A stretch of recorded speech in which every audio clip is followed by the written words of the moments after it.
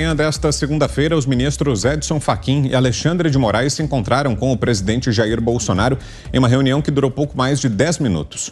Os ministros entregaram a Bolsonaro o convite para a posse deles no comando do Tribunal Superior Eleitoral. Fachin vai presidir o TSE até agosto desse ano, quando será substituído por Moraes, que comandará a corte durante as eleições. A relação de Jair Bolsonaro e Alexandre de Moraes tem sido conflituosa nos últimos tempos. O ministro havia determinado que o presidente prestasse depoimento presencialmente na Polícia Federal no caso do suposto vazamento de dados sigilosos de um ataque hacker contra o TSE. Moraes também é relator de um inquérito que investiga aliados de Bolsonaro por suposta formação de uma rede que tenta enfraquecer a democracia e as instituições públicas. José Maria Trindade, quais os bastidores? Como é que foi esse encontro de hoje? Protocolar é o que o Sarney definiria como liturgia do cargo. Os ministros foram até o Palácio do Planalto, no gabinete do presidente Jair Bolsonaro, entregaram um convite para a posse dos dois, né? O Fachin assumido a presidência agora e o Alexandre de Moraes a vice-presidência. E lá estavam os comandantes das Forças Armadas, também o advogado-geral da União.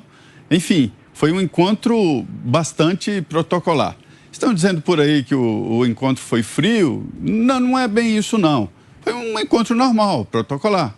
Não são bons amigos, né? De perguntar, e aí, como é que foi o resultado do jogo aí desse domingo? Nada disso. Não são amigos. Mas têm que desempenhar as suas funções.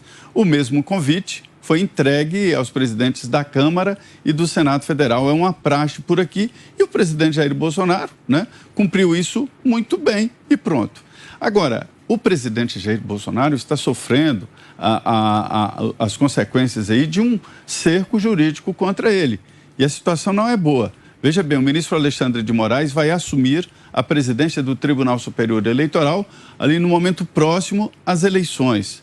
Vários processos, serão colocados durante toda a campanha e alguns já estão sendo preparados. Eu tenho notícia de que o presidente Jair Bolsonaro está sendo seguido com imagens e tal, exatamente para definir o início de alguns processos contra o presidente por propaganda antecipada, isso não é permitido, por ataque à justiça eleitoral e, além disso, o abuso do poder econômico, que é o presidente, na presidência da República, fazer atos que, segundo a esquerda, seria de campanha eleitoral. Não é verdade, mas, enfim, são os processos que estão sendo montados. Além disso, existem, né, pessoas que não são aliadas do presidente Jair Bolsonaro e são resistentes, né, em vários pontos, além do Tribunal Superior Eleitoral. OAB, próprio Supremo Tribunal Federal, portanto, a gente tem que ficar muito de olho nessa relação. E torcer para que elas sejam protocolares, para que elas sejam reais, ou seja, nada de amizade, eu não gosto de você, mas que seja o reino das leis e da Constituição. Você, Fiuza? Olha, no nível de provocação que nós estamos, o ministro Alexandre de Moraes e o ministro Luiz Edson Fachin poderiam ter dito que não iriam. O ministro Fux, né, como presidente do STF, não fez aquela bravata, dizendo que estavam suspensas unilateralmente as reuniões com os três poderes, né? Eles estão nesse nível de provocação, então até me surpreende que eles tenham ido. Poderiam não ter ido. O presidente não atendeu a uma convocação para depor, uma convocação provocativa, evidentemente. Eles poderiam ter feito, né, dado esse troco, né, não indo lá, mas foram. A gente de boa fé está sempre esperando que são pessoas, né, que agem em desacordo com as suas atribuições institucionais, que elas corrijam o seu rumo.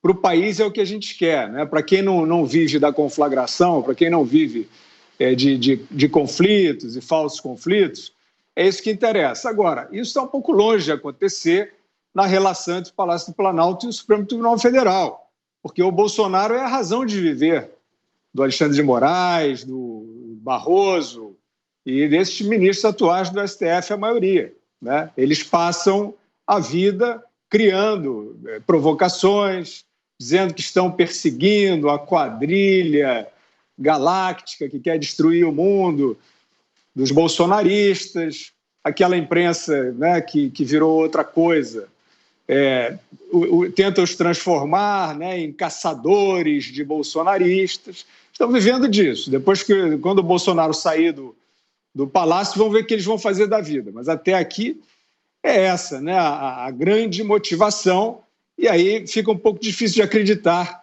num processo eleitoral harmonioso. Né?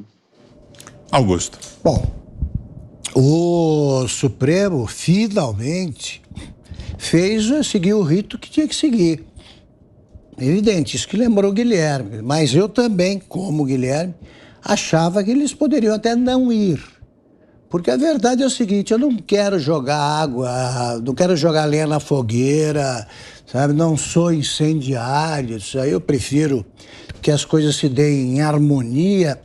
Mas a verdade, como constatou Zé Roberto Guzzo, é que do momento em que o presidente Bolsonaro não atendeu aquela intimação para depor, porque foi isso, disso é que se tratou, intimado, não foi e não tocou no assunto, aí o Alexandre de Moraes piscou, né? Para resumir, piscou primeiro, porque ele descobriu o seguinte, vai fazer o quê diante da recusa? Vai mandar prender o presidente?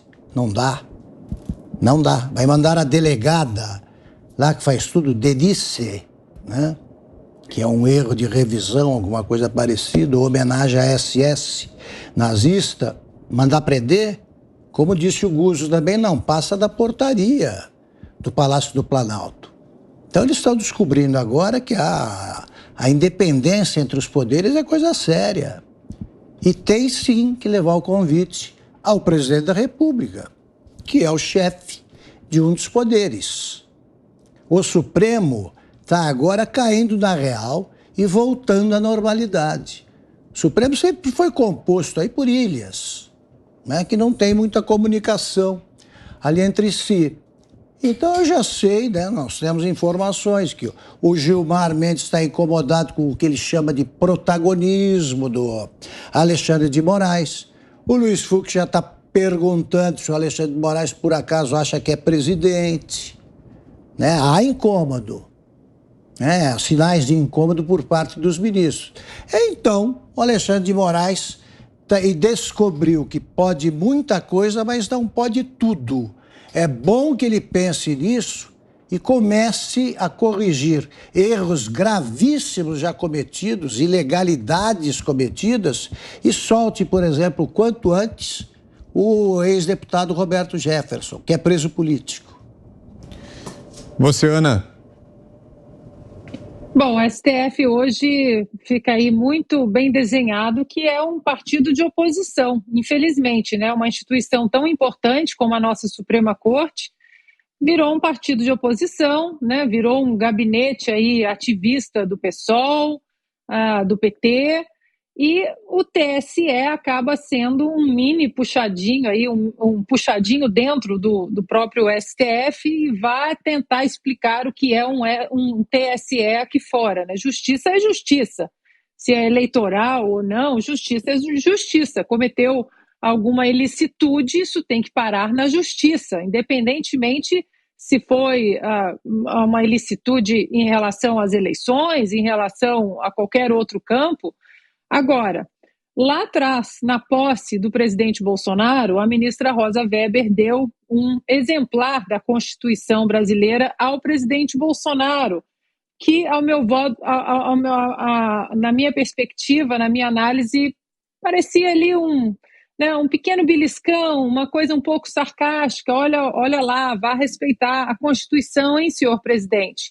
O Bolsonaro poderia ter pego aí esse exemplar e ter dado de volta, devolvido para os dois ministros, para o Fachin e para o Moraes, e ter dito, olha, devolva a última Constituição, estou devolvendo a última Constituição, o último exemplar para vocês, porque parece que vocês não estão seguindo muito o que está escrito aqui. Obviamente, né, é uma brincadeira, a gente não quer incendiar nenhuma relação, né, principalmente entre esses poderes que nós vimos que o Supremo Tribunal Federal vem trazido uma insegurança muito grande sobre os outros poderes, o legislativo e o executivo, mas que acho que anda faltando exemplares da Constituição, tanto no STF quanto no TSE.